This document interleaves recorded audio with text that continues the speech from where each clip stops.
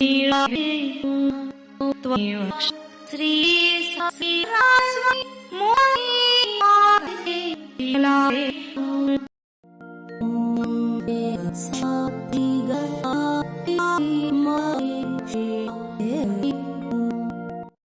के हृदय मन करते को दे हुए आपसे सभी आइए हो करेंगे क्षमा हमारी अज्ञात जी और को भी स्थिर पूर्ण नाम जी तो मेरे माता जी माता जी आप करके हमें हमारे कर्म को दाहिने माता दाहिने सिर श्री त्वमी सीताराम आदि दिव्यम अपने से और मुझे त्वम सीति नेवम भागतानि जब हम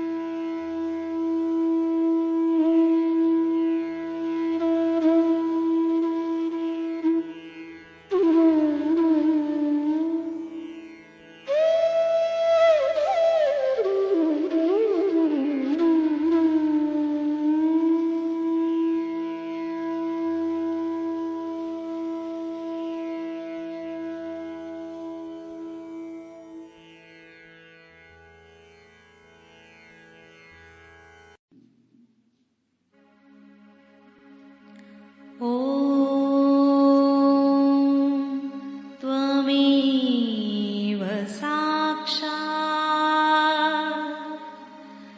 श्री महालक्ष्मी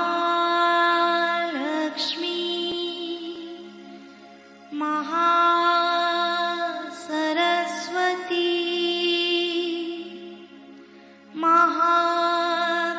महाकाली त्रिगुणात्मिका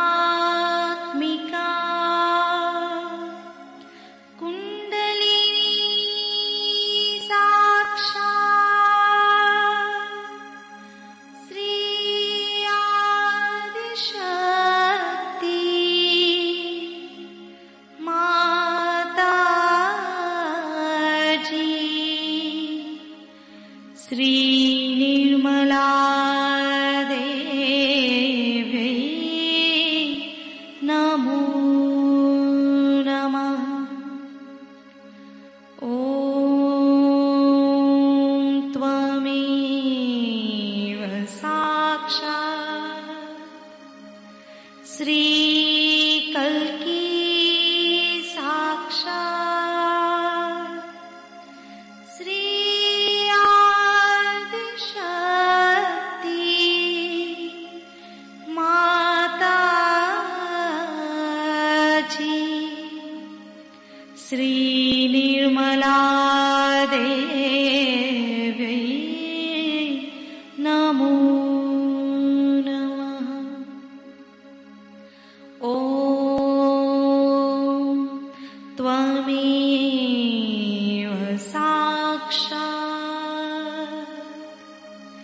श्री कल्की साक्षात् श्री सहस्रार स्वामिनी मोक्ष प्रदायिनी माताजी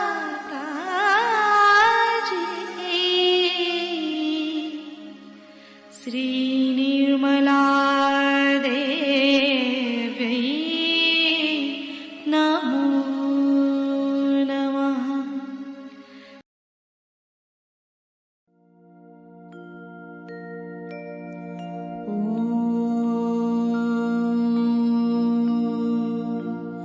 तमेव साक्षात् श्रीगणेश साक्षात् श्री आदिशक्ति माताजी श्री निर्मला देवै नमो नमः।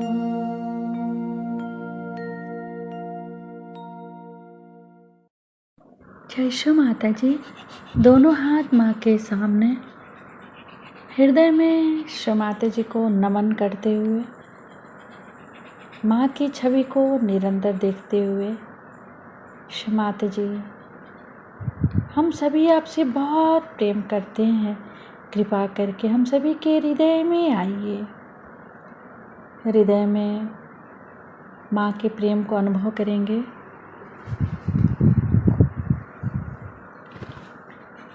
क्षमा जी, हम सबको क्षमा कर दीजिए, हम सभी अज्ञानी हैं।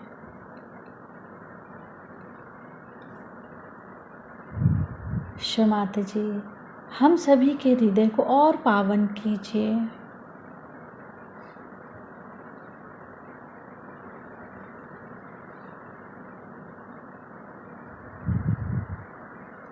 माँ की छवि को बीचों बीच हृदय में स्थिर करते हुए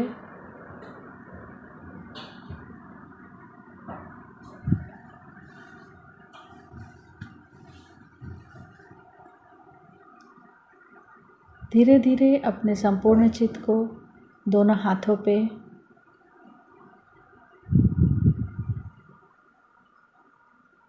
धीरे धीरे अपने संपूर्ण चित्त को सेंटर स्वादिष्ठान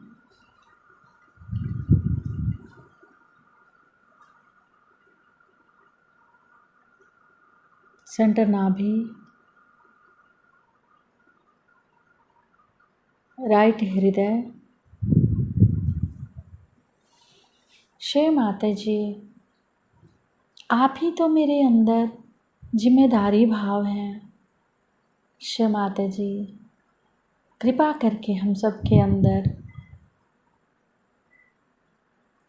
जिम्मेदारी का भाव उत्पन्न करें। श्री माता जी, आप ही तो श्री सीता और राम हैं। कृपा करके हमारे अंदर मर्यादा दीजिए, हमारी वाणी में, हमारे चित्त में, हमारे कर्मों में मर्यादा दीजिए। संपूर्ण चित्त राइट हृदय, दाहिने हृदय पे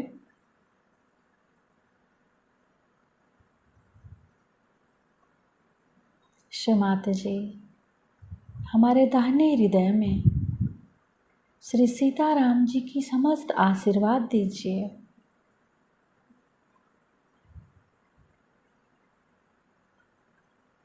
अपने चित्त को राइट हृदय पर क्लॉकवाइज 7 टाइम्स घुमाएंगे।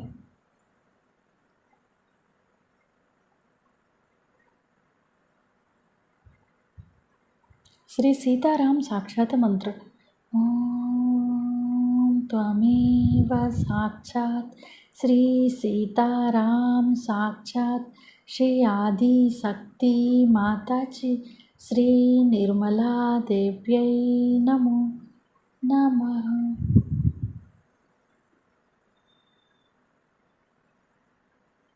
अपने राइट हृदय से सिर के तालु भाग को जोड़ेंगे। राइट हृदय और सिर का तालु भाग जब तक दोनों जगह चैतन्य ना आए हम मिलाते रहेंगे राइट हृदय और सिर के तालु भाग को।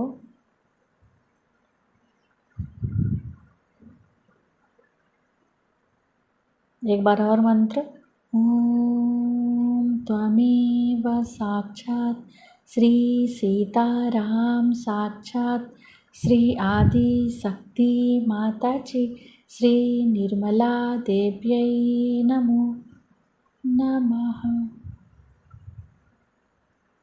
सिर के तालु भाग और राइट हृदय में एकरूपता आनी चाहिए।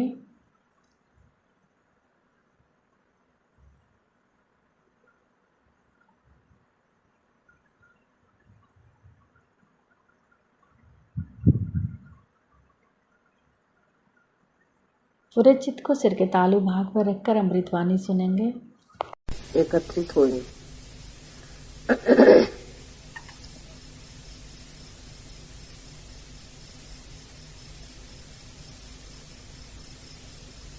जब हम यहाँ आए थे तो ये विचार नहीं था कि इस वक्त शस्त्राल खोला जाए। सोच रहे थे कि अभी देखा जाए कि मनुष्य की क्या स्थिति है। मनुष्य अभी भी उस स्थिति पे नहीं पहुंचा है जहां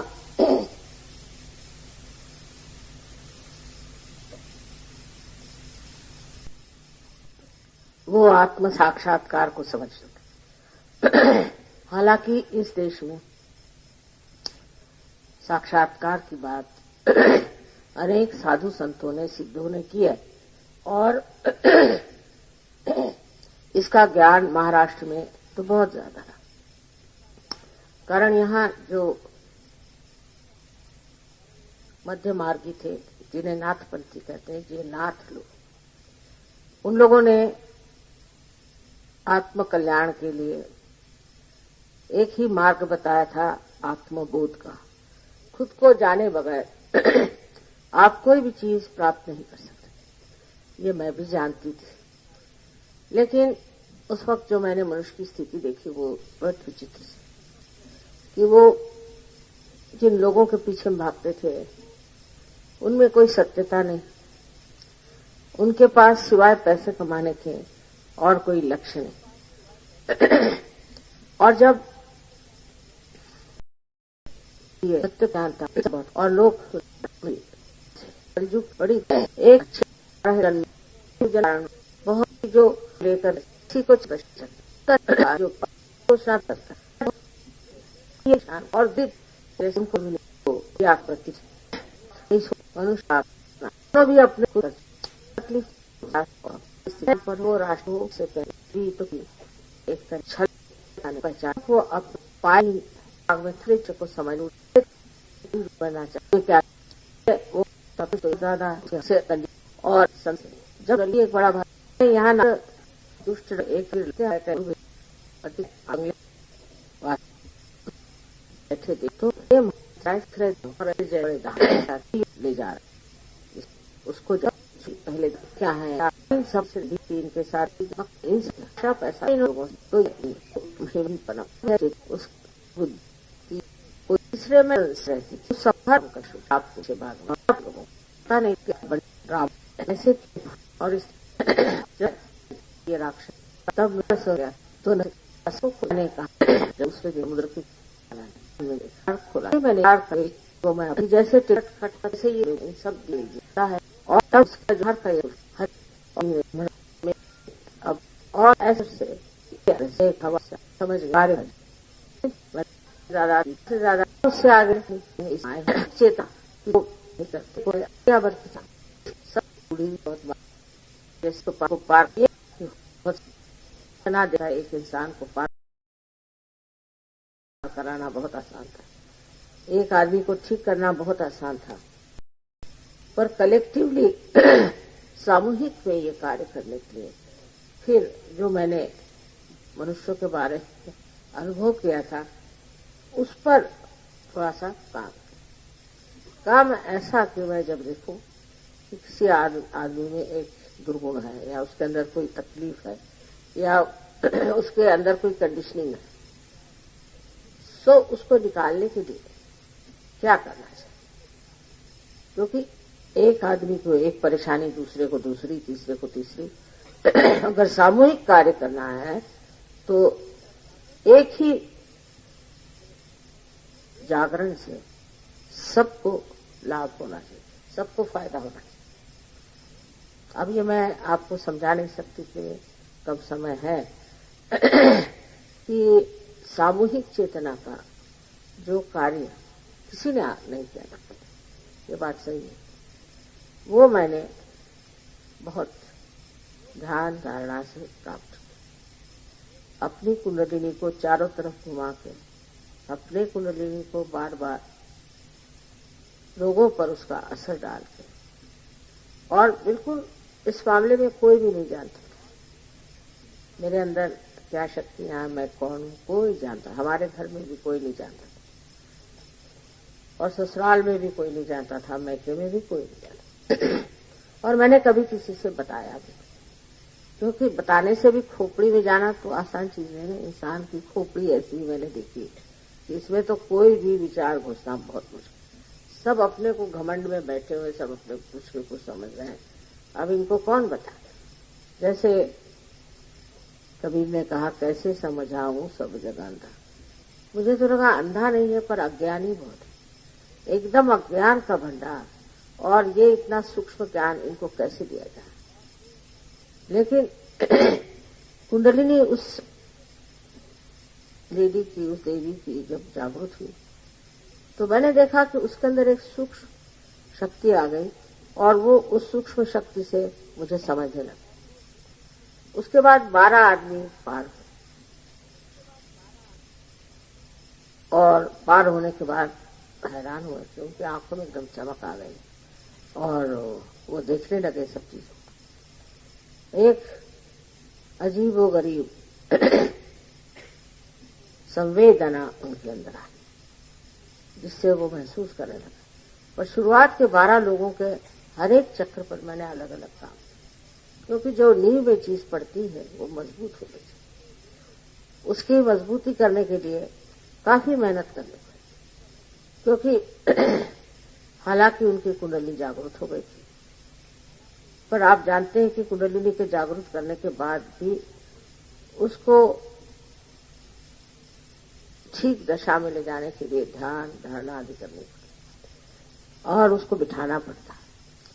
तो इन 12 आदमियों पर मैंने बहुत मेहनत की और उस मेहनत के फलस्वरूप ये जरूर मैंने जान लिया कि अगर ये 12 आदमियों की 12 प्रकृतियां और इनको साथ में बिठाते ही साथ किस तरह से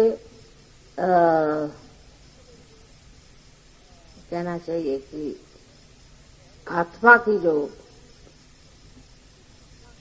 प्रकाश शक्ति है उसको किस तरह से संगठित करना चाहिए, उसको किस तरह से, जैसे कि सुई में हम फूल पिरोते हैं तो वो समग्रता किस तरह से हम लाएं। इन 12 आदमियों की अलग अलग प्रकृतियों को किस तरह से एक सूत्र में बांधा जाए। और जब उनकी जागृति हो गई तब मैंने देखा कि उनके अंदर, सबके अंदर एक सूत्रता बनती जा रही, धीरे धीरे बनती जा रही। थोड़ी बहुत मेहनत भी करनी पड़ी मुझे, लेकिन किसी को बताने के लिए, जनता जनार्दन को बताने के लिए मैंने सोचा अभी उसके लिए आसान नहीं, लोगों को समझ में बात नहीं आई।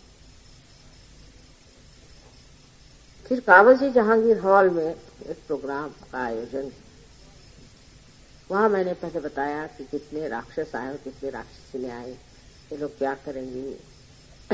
तो सब घबरा कहने लगे कि अगर ऐसे माता जी बात करेंगे तो इनको तो कोई भी मर्डर कर देगा। तो सबने कहा, मुझसे बताया कि ऐसी बातें आप मत करिए, नहीं तो बड़ी मुश्किल हो जाएगी। मैंने कहा अभी तक तो मुझे मारने वाला कोई पैदा नहीं, और आप लोग निश्चिंत रहिए। धीरे धीरे ये जो छोटी छोटी सरिताएं थी सबके अंदर, छोटी छोटी नदियां थी कुंडलिनी की, उनको मैंने कहा कि आप लोग सब मेरे कुंडलिनी पर ध्यान करें। तो ध्यान करते ही वो निर्विचार हो जाए, और निर्विचार होते ही साथ उनको ये लगे कि मेरे साथ उनका बड़ा तादात्म्य हो। फिर ये निर्विचारिता बढ़ने लगी। धीरे धीरे सामूहिकता का एक नया प्रकाश शुरू। ये पहले मैंने काबसी जहांगीर हॉल में देखा। हिंदुस्तानी लोग जो है, भारतीय लोग हैं, ये इस भूमि में इसलिए पैदा हुए हैं कि ये बड़े ही धार्मिक, बहुत ही सुंदर इनका जीवन रहा होगा, क्योंकि हिंदुस्तान में इतनी मेहनत नहीं करनी पड़ी। बहुत जल्दी लोग पार हो जाते थे। शुरुआत में जरूर थोड़ा बहुत समय लगा, लेकिन प्रदेश में तो हाथ टूट जाते थे। किसी की कुंडली नहीं उठाना, मुझे ऐसा लगता है जैसे कोई पहाड़ उठाए चले और फिर धड़ से नीचे गिर गया, उठाओ फिर धड़ से नीचे, और फिर जब कलेक्टिवली सामूहिक में, तो बड़ी मुश्किल और अजीब और गरीब सवाल पूछना और ये और वो दुनिया भर की बातें। जब मैं उसका जवाब देती तो हैरान हो जाती कि ये इतना जानती कैसे है, इनको ये सब मालूम कैसे। बड़ी मेरी परीक्षा करती क्योंकि अहंकार बहुत ज्यादा है। अब धीरे धीरे ऐसी चीज है, जैसे लंदन में पहली मर्तबा 7 सहयोगी आए, वो 7 तो हिप्पी थे पहले और ड्रग्स लेते थे, उनसे वो सहयोगी बन गए। इससे मतलब ये तो हुआ कि एक तरह का सहारा मिल गया, निश्चिंती हो गई कि सहयोग से लोग ड्रग छोड़ देंगे। लेकिन अब ये ड्रग एडिक्ट्स को ठिकाने लगाना कोई आसान नहीं था।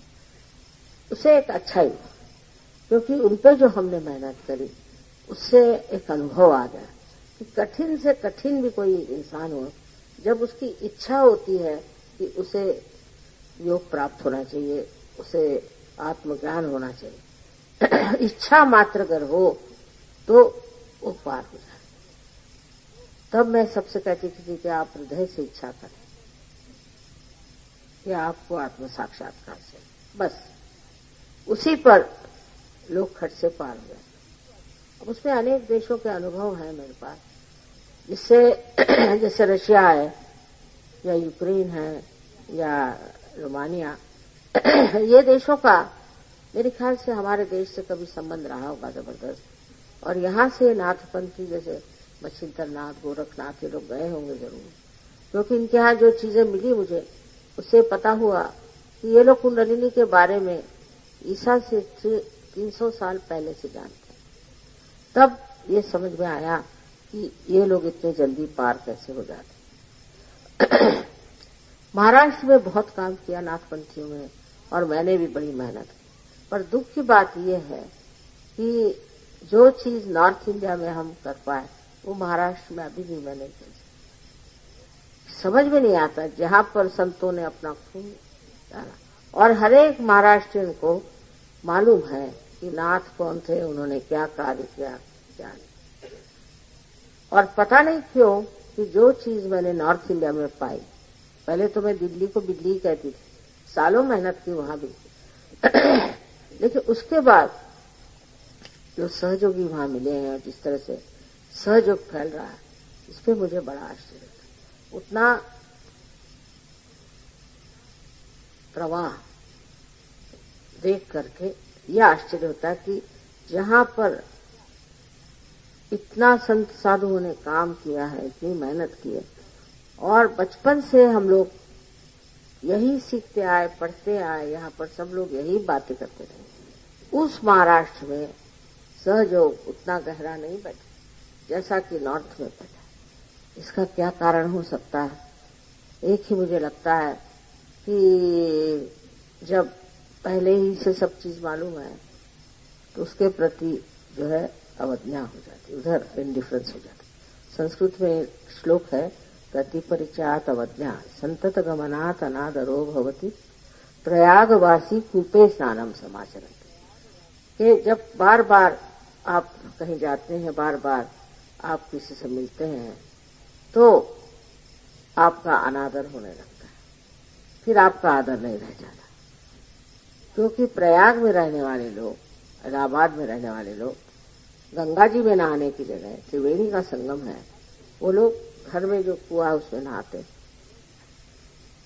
और लोग दुनिया भर से जाते हैं वहां हफ्ते उठा करके नहाने के लिए। यही बात शायद हो कि जो इतनी मान्यता सहयोग को नॉर्थ में मिल गई। यहाँ भी ऐसा नहीं कि यहाँ सहयोगी नहीं, महाराष्ट्र में भी बहुत सहयोगी हैं और बहुत कार्यान्वित भी हैं, पर सहयोग के प्रति जो समर्पण चाहिए वो मैंने तो कमी देखा, पता नहीं शायद बढ़ गया।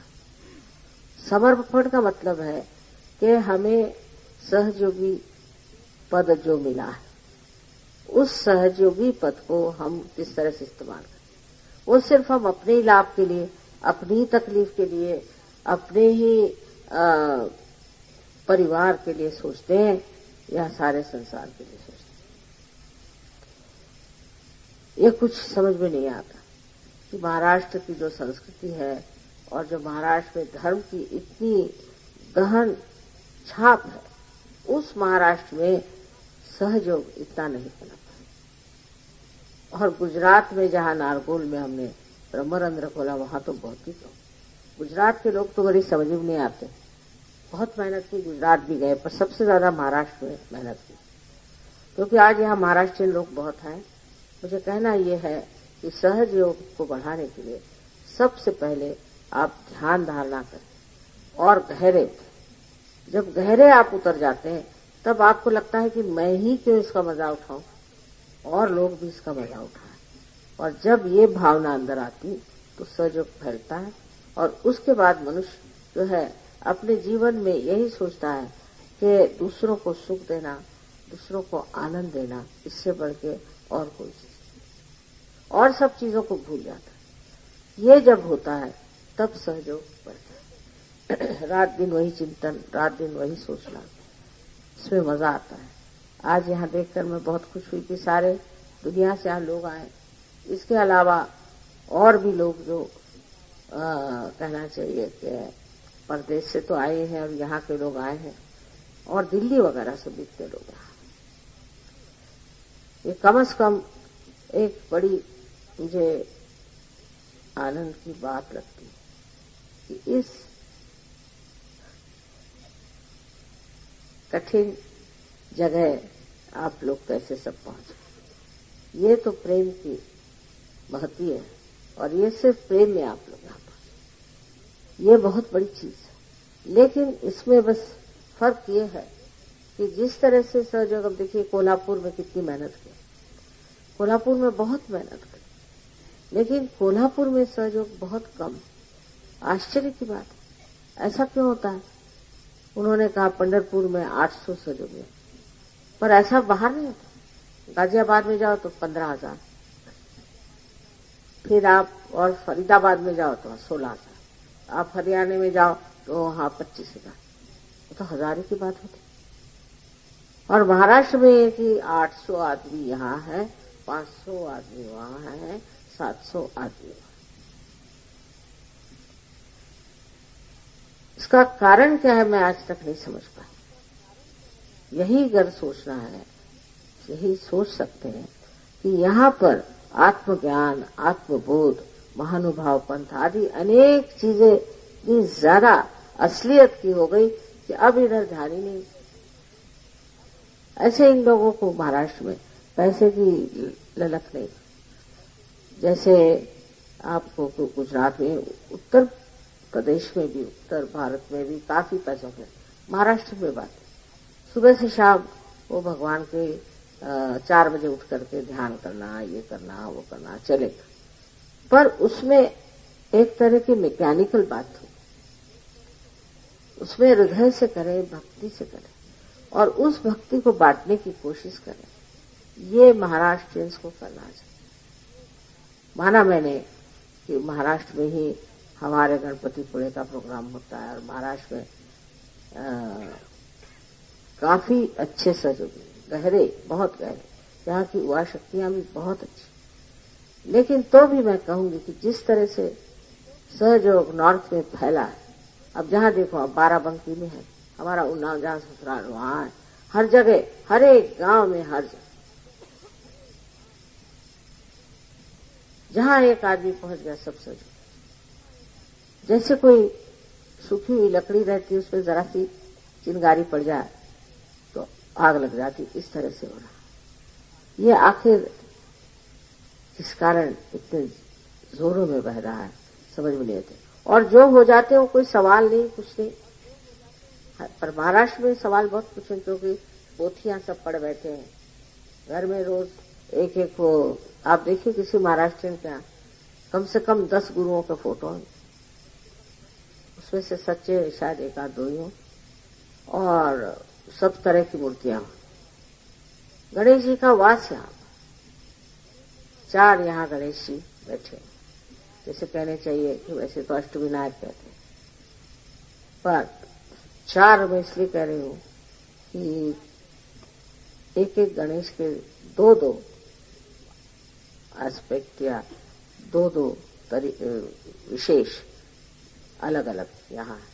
अब उसके बारे में महाराष्ट्र से जानते हैं, वहां जाएंगे, गणेश पूजा करेंगे वो, फिर यहाँ पर 3 देवियों का प्रादुर्भाव, ये सब होते हुए भी वहां जाएंगे, मंदिरों में जाएंगे, महालक्ष्मी मंदिर में जाएंगे, रोज वो सब करें। और अब जब सहयोग में आए हैं तो अब छुट्टी हो गई कुछ भी नहीं करने का। ये बड़े आश्चर्य की बात है आज, क्योंकि यहाँ बहुत से महाराष्ट्रियन आए हैं। मैं बताना चाहती थी कि देखिए, दिल्ली से न जाने कितने लोग, इतने लोग कभी भी महाराष्ट्र से कहीं नहीं जाते। मराठी में इनको घर कोमड़े कहते हैं, माने वो बस अपने ही देश में। बंबई वाले आपको कभी नहीं दिखाई देंगे कि पूना में जाता हूं, और पूना वाले तो उनको एक तरह का गूंद चिपका हुआ। मैं इसलिए कह रही हूं कि ये सब बात खुले आम कहने से कभी कभी ठीक हो जाती है। खुले आम कहना पड़ेगा कि महाराष्ट्र में जो सहयोग का ठिकाना हुआ है, उससे तो इनके आठवले जो है वो अच्छे बकते हैं सिर्फ, लेकिन लाखों लोग आए। गुजरात का तो क्या करें, इनके तो ऐसे ऐसे गुरुओं को पकड़े, पर महाराष्ट्र को क्या हो, जिसमें रामदास स्वामी ने सब गुरुओं की चर्चा की और उसमें बताया है कि क्या। इतना ही नहीं, सबसे तो बढ़ के मैं कहूंगी ज्ञानदेव ने इतना साफ सहयोग समझाया, रोज वही गाते हैं ना। और नामदेव ने जो लिखा हुआ है जोगवा का गाना, वो रोज देहातों में गाते कि हमको मां तुम योग दो, पर वो योग करने के लिए उनको फुर्सत नहीं। आप किसी गांव में जाओ, वहां खूब भीड़ हो जाए, जब मैं जाऊं, उसके बाद अगर 2 आदमी भी मिल जाए तो बड़ी हैरानी। तो मैं ये कहूंगी कि महाराष्ट्र लोगों को चाहिए कि कुछ इन लोगों के लिए प्रार्थना करें, हवन करें, कुछ न कुछ ऐसी सामूहिक चीज करें जिससे महाराष्ट्र की जागृति वैसी हो जाए जैसे उत्तर भारत में हुई है, जैसे कि रशिया में हो। वैसे समर्पित जो है वो बहुत अच्छे हैं, लेकिन अभी सहयोग क्यों बढ़ता नहीं, ये मेरी समझ में नहीं आता। बहुत धीरे धीरे बढ़ता। कोल्हापुर जगह में न जाने कितनी बार पूजा आए हूं, देवी का मंदिर बहुत सुंदर है, सब कुछ है, पर वहां पर इतनी गहनता नहीं। उसके लिए सामूहिक रूप में सब लोग ध्यान दें, क्योंकि महाराष्ट्र बहुत बड़ा देश है, बहुत ऊंचा देश है, और धर्म की दृष्टि से जो है सो है, पर आध्यात्म की दृष्टि से बहुत ऊंचा देश है। और इसलिए सबको चाहे कि वो महाराष्ट्र के लिए थोड़ी सी जागृति की बातचीत करें। ऐसे कोई झगड़ा नहीं है, कोई परेशानी नहीं है, लेकिन जो सहयोग बढ़ना चाहिए वो न जाने आज तक तो इतना बढ़ा नहीं, हो सकता है आगे ठीक हो जाए।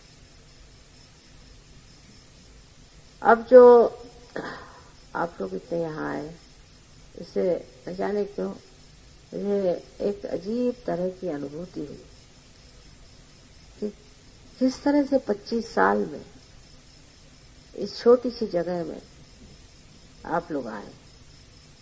25 साल तक हमने मेहनत की, ये मैं बात मेहनत बहुत की, पर 25 साल के बाद इतने लोग इस नारगोल का महात्म्य समझेंगे और यहाँ आएंगे, ये बड़ी आश्चर्य की बात। नारगोल हमारे सहयोग में मतलब होता है सहस्त्रार। और जब मैं यहाँ आई, यहाँ की वनश्री देख के वगैरह बहुत तबीयत खुश हो गई और एकदम अंदर से जैसे लगा कोई प्रकृति की किसी बड़ी भारी आशीर्वादित जगह हम आए, बहुत अच्छा। और जब वो तो मई का महीना था, लेकिन मुझे बिल्कुल नहीं गर्मी लगी हुई। जब सहयोगी आते हैं तो ठीक है, उनकी गर्मियां मैं खींचती रहती, लेकिन वहां यहाँ तो कोई सहयोगी नहीं थे उन दिनों, कुछ गर्मी नहीं लगी। और जब सहस्त्रार तोड़ा तो मैंने देखा कि कोई इसके बारे में कुछ जानता ही नहीं है। ज्यादातर गुजराती लोग थे, उसमें महाराष्ट्रियंस कम थे। और महाराष्ट्र में ही जो चीज इतनी खुल करके लिखी, कितनी ही किताबें आप देखिएगा महाराष्ट्र में, असली किताबें हैं, झूठ नहीं, जो सत्य है वही लिखा हुआ है, चक्रों पे लिखा हुआ है, कुंडलिनी पे लिखा हुआ है। सब कुछ इतना लिखने पर भी यहाँ उस ज्ञान को प्राप्त करने के बाद लोग उसका इस्तेमाल करें तो न जाने कितना बढ़ सकता, कितना यहाँ सहयोग बढ़ सकता है। अब हमारी जो सहयोग की प्रणाली है वो इतने लोगों में फैल गई, इतनी गहरी पहुंची, जो आप ड्रामा देखा उसे समझ गए। इस ड्रामा में उन्होंने दिखा दिया अपने दिमाग से सोच करके कि माँ क्यों आई। कि सब लोगों ने कहा कि हमने बहुत मेहनत करी, हमने पूरी कोशिश करी कि इंसान जो है वो आध्यात्म में आ जाए और परमात्मा की ओर उसकी नजर जाए और उसको किसी तरह से योग प्राप्त हो, पर कुछ चीज बनी नहीं। इसलिए अब हम देवी से कहते हैं कि तुम ही अवतरण लो, आदिशक्ति से कहते हैं तुम ही अवतरण लेकर के जो तुमने ये संसार बनाया है उसको ठीक है। बिल्कुल पते की बात, इसमें कोई शक नहीं। और हुआ भी ऐसे और बना भी ऐसे। सारा जो कार्य है इस तरह से बड़े सुचारू रूप से बन रहा है। और जिस वक्त में ब्रह्मरंध्र को तोड़ा था, उस वक्त सोचा भी नहीं था मैंने कि मेरे जीवित रहते हुए इतना मैं कार्य देख सकता। पर यह कुंडलिनी की महिमा और परम चैतन्य का कार्य है। परम चैतन्य से तो मैं खुद हार गई कि पता नहीं क्या करते रहते। हालांकि मेरी शक्ति है, लेकिन ये परम चैतन्य आप देख रहे हैं, तरह तरह के फोटोग्राफ्स मेरे बना रहे हैं, तरह तरह के चमत्कार दिखा रहे हैं, 50 तरह के चमत्कार। जैसे मेक्सिको में एक स्त्री थी, वो यूएन में काम करती थी, न्यूयॉर्क में, वहां मुलाकात हुई थी। उसके बाद वो पार भी हो गए और वो मेक्सिको चली, वहां नौकरी मिल गई यूएन में। उससे चिट्ठी लिखी कि मेरे लड़के की तबीयत बहुत खराब हो गई है, छोटा लड़का है, उम्र में बहुत छोटा है, और ये बीमारी हमारे खानदान में होती है जब लोग बिल्कुल बुढ़े हो जाते हैं, पर इस बच्चे को इतनी छोटी उम्र में हो गई और अब ये बच नहीं सकता, तो इसके लिए माँ मैं क्या करूं, मैं उसे ले आऊं। 3 चिट्ठियां उन्होंने, ये परम चैतन्य की बात बता रहे। और चौथी चिट्ठी में उसने लिखा कि लड़का अपने आप से ठीक हो गया। वो हार्वर्ड यूनिवर्सिटी में पढ़ता था, एकदम ठीक हो गया, उसकी बीमारी एकदम ठीक हो गई। डॉक्टर का किया क्या तुमने, वो कैसे ठीक हो। तो ये परम चैतन्य जो है, इससे बढ़ के कोई डॉक्टर भी नहीं। और जिस तरह से ये काम करते हैं, एक कमाल है। तो अब किसी ने पूछा कि ये गणेश जी दूध पी रहे, ये क्या है। ये मैंने कहा भाई ये परम चैतन्य कृत युग में आ गए और कार्यक्रमित है। अब ये जो करे सो काम। गणेश जी को दूध पिलाएंगे, वो शिव जी को दूध पिलाएंगे, इसको कुछ कह सकते हैं। कौन सी बात, जो है वो परम चैतन्य नहीं कर सकते। हर तरह का वो काम करते रहे। एक साहब थे कनाडा में, ये भी काफी पुरानी बात। सो उन्होंने मुझे चिट्ठी लिखी कि माँ मेरे पास पैसे नहीं है और इस कार्य के लिए इतना रुपया चाहिए। मैं कहा अच्छा कोई बात नहीं। दूसरे दिन उसने फोन किया कि माँ मुझे रुपया मिल गया। तो कैसे? मैंने ड्रॉर खोला तो उसमें रुपया रखा। मैंने कहा हे भगवान, मैंने तो रुपया भेजा नहीं, इसको रुपया कहाँ से? उसने कहा कि जितना मुझे चाहिए था एग्जैक्टली। ऐसे तो बहुतों को अनेक अनुभव आए, अनेक अनुभव आ रहे हैं, क्योंकि परम चैतन्य जो है वो आशीर्वाद स्वरूप है। हर जगह आपको आशीर्वाद देगा, शांति देगा, प्रेम देगा, हर तरह को आपको संभालेगा। सब कुछ है, लेकिन उनकी जो चाल है ना, उसमें बहुत स्पीड आ गई। मेरे खुद ही नहीं समझ में आता कि ये इतने कार्य कैसे करते। अमेरिका जैसी जगह जहाँ के लोगों को बिल्कुल भी कहना चाहिए सूझबूझ ही नहीं है अध्यात्म। इस टाइम अमेरिका में इतना बड़ा प्रोग्राम हुआ, इतने बड़े हॉल में लोगों को बैठने की जगह नहीं थी और 5 मिनट में सब लोग पार हो गए। 5 मिनट। वहीं फिर लॉस एंजलिस में मैं हैरान हूं, ये लोग इतने मूर्ख हैं, इनके साथ ऐसे कैसे? 5 मिनट। फिर कनाडा गए, वहीं भी 5 मिनट। उससे आगे गए, वहां भी 5 मिनट। कुछ समझ में आए नहीं क्या हो क्या। तो परम चैतन्य की कृतियां भी बढ़ गई हैं, इतने तरह तरह की हो गई हैं कि कोई समझ नहीं सकता क्या बात है और ये किस तरह से घटित होता है। अगर कोई मुझसे पूछे तो मैं कभी नहीं पता। अब किसी ने मेरा फोटो दिया कि मैं चाहती हूँ कि जिस तरह से माँ के बारे में कहा जाता है कि उनके चरणों में चांद और सर पे सूरज, वैसा फोटो मुझे। और वाकई में ऐसा फोटो आप लोग जिस चीज की इच्छा करें वो हो जाए। इसको क्या कहना चाहिए? इस परम चैतन्य की अपनी शक्ति जो है इतनी सुचारू रूप से चलती है और इस कदर जानती है, हर एक की तकलीफ परेशानियां बड़े प्यार से दुलार से उसको ठीक करती। इस परम चैतन्य की जो महती है, आज तक तो आपने आदि शक्ति की पूजा की है, उसी वक्त आपने उस परम शक्ति की भी, जिसे कि परम चैतन्य कहते हैं, रूह कहते हैं, उसकी पूजा की। यहाँ पर जब मैं आई तो मैंने उसी का प्रादुर्भाव सब जगह देखा और सोचा कि यहाँ कुछ न कुछ देवी ने आशीर्वाद दिया हुआ पहले ही। और वाकई में यहाँ इतने जल्दी खट से जो कार्य हुआ, इतना बड़ा, इतना महान, वो मेरी समझ में नहीं आया कि ऐसा इतने जल्दी क्यों हो। ये वही परम चैतन्य है। अब कहिए कि मेरी शक्ति है, लेकिन मैं ही मेरी शक्ति को नहीं जानती हूँ, ऐसा हाल हो।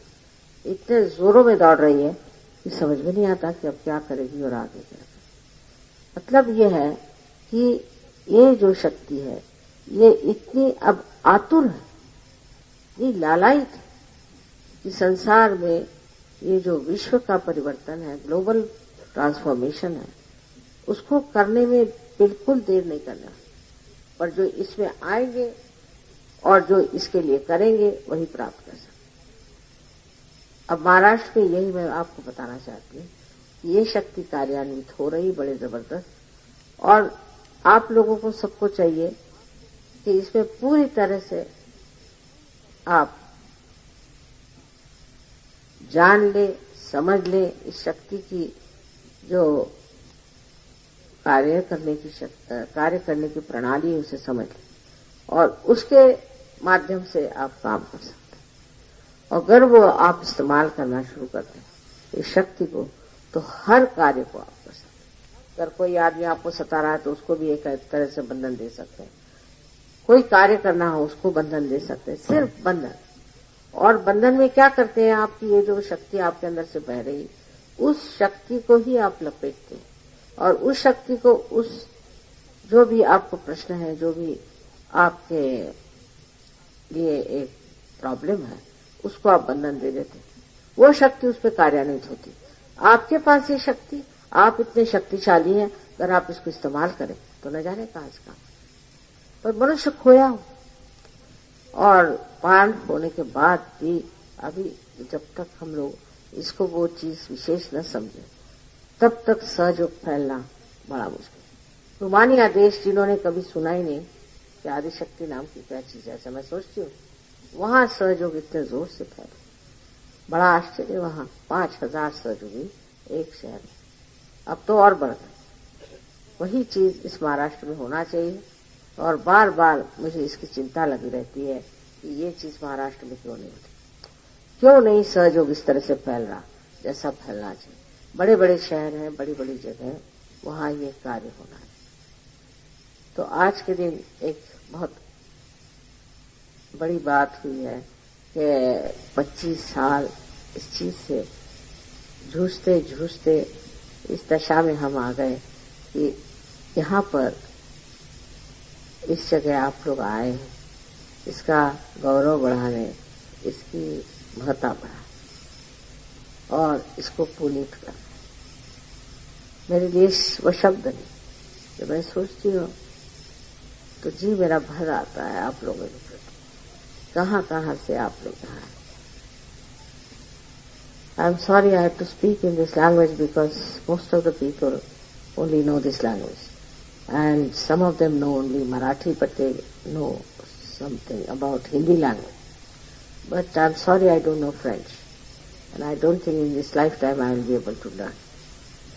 So I had to speak in this language, which you can get it translated and understand. I've told them how I came here just by chance. And there I found somebody trying to use mesmerism on people. That was the time I decided we have to open the sutra. And that's what I did in a very surge manner.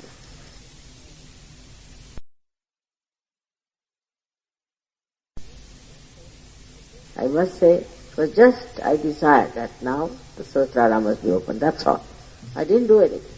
And once the Sahasrara was opened, I was amazed how I also knew how the human beings can give realizations to us. Even human beings could give collective realization.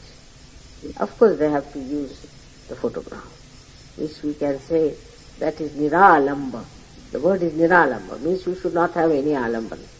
Niralamban, without any alamban, depending on anything. But it is nira. Nira alamban, I am nira, so that's also there. See, it's a very confusing word. So this is what it is. You have to use my photograph. I don't know so far anybody who has been able to give up the photograph and call himself surgeon. I don't compulsorily say you must have our photograph, but they know the positive side of it, and that's why they use it. I have told so many times about this realization, and that's how you have come to this far-fetched place. I am very much thankful to you for that. May God bless you.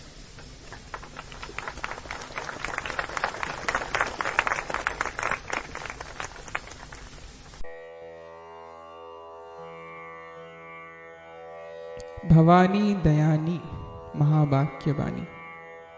Raga Bhairavi, please put your attention on Sahasrar Chakra. Let me tell you something about Raga Bhairavi and Sahasrar Chakra and Bhavani Dayani. Sahasrar Chakra, which known as the most important nerve plexus of human body, which controls the master part of brain, it means limbic area. This nerve plexus has 1000 nerve plexuses, 1000 nerves. Raga Bhairavi has so many colors, and because it is the most important raga of our brain, and human brain has thousands colors. Bhavani Dayani, one of the most precious and powerful praise of mother, I believe. My spiritual guru, Shri Mataji Nirmala Devi, the founder of Sahaja Yoga, has given enough impact towards this sadhana, or we can say towards this spiritual sloka of Mother. Bhavani Dayani Mahabhakya Bani Sura Naramuni Janmani. Mother is the Bhavani. Again, she is the compassionate mother, Dayani. This is the truth. Mahabhakya Bani Sura Naramuni Janmani. The humans, the saints, the sadhakas, everyone has recognized the motherhood. Sakala Buddha Jnani. Mother is the knowledge itself. Jagajanani Jagajani Mahishasura Mardini Jwalamukhi Chandi Amarapadadani. The mother who is most compassionate is most dangerous when the time will come or has come where the mother has to protect her child. Bhavani Dayani.